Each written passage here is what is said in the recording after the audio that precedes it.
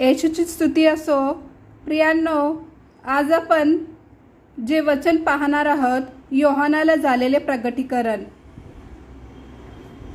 तर आपण याच्यात वाचणार आहोत की योहानाला कसे परमेश्वराने आशीर्वाद केलेले आहे. आपल्या प्रत्येकाला देखील तसाच परमेश्वर आशीर्वाद करतो जर आपण त्याच्यामध्ये राहिलो, त्याच्या सानिध्यात वाढलो, त्याच्या प्रार्थनेत राहिलो तर. त्यासाठी आपण प्रत्येकजण पहिले परमेश्वराच्या प्रार्थनेत स्तुतीमध्ये असले पाहिजे व त्याचे वचन जे बायबलमधले वचन आहेत ते प्रत्येकाने वाचले पाहिजे. नुसते वाचले नाही पाहिजे तर त्याची समजून घेणे खूप महत्त्वाचं आहे. व प्रत्येकाला परमेश्वर तो पवित्र आत्मा देतो. जरही तो पवित्र आत्मा आपले रक्षण करतो, आपलं सामर्थ्य देतो. तुमच्या जीवनात किती पण संकट येऊ दे, पण परमेश्वर सदैव तुमच्या सोबत असतो. ती हिंमत त्या आपल्याला देत असतो. तर हे जे वचन आहे हे योहानाला दृष्टांत दिलेलं आहे परमेश्वराने. तर कसं दिलेलं आहे की स्वतः परमेश्वर म्हणजे येशू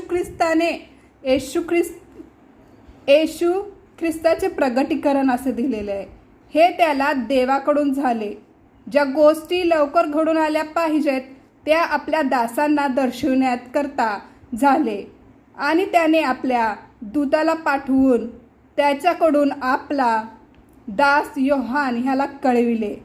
त्याने देवाच्या वचनाविषयी व येशू ख्रिस्ताविषयी म्हणजे त्याने जे जे पाहिले त्याविषयी साक्ष दिली. या संदेशाचे शब्द वाचून दाखवणारा, ते ऐकणारा व त्यात लिहिलेल्या गोष्टी पाळणारा हे धन्य, कारण समय जवळ आला आहे. आमेन. माझं हेच उद्देश आहे की प्रत्येकाने जो कोणी ख्रिस्ती आहे, जो परमेश्वराला मानतो, येशूला मानतो, त्या प्रत्येक तो कुठलाही चर्चचा असू दे, कुठल्याही ह्याचा असू दे, पण जो येशूला मानतो तो ह्या संदेशाचे इथे दिलेले की ह्या संदेशाचे शब्द वाचून दाखवणारा व ते ऐकणारा व त्यात लिहिलेले गोष्टी पाळणारा हे धन्य, कारण समय जवळ आला आहे. तर हे देवाचे राज्य हे जवळ आलेले आहे. त्यामुळे अशा काही गोष्टी होता असतात की ज्या तुम्ही कल्पना देखील करू शकत नाहीत, ज्या गोष्टी आजूबाजूला असतात. तर हे प्रियांनो, तुमच्या आयुष्यामध्ये परमेश्वर पवित्र आत्म्याने तुमच्या सोबत सदैव असतो. जसे की आत्ताच आपण